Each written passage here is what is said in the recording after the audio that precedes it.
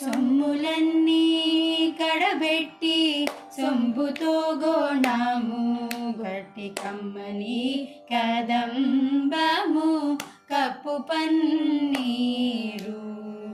సొమ్ములన్నీ కడబెట్టి సొంపుతో గోణాము గట్టి కమ్మని కదంబము కప్పు పన్నీరు.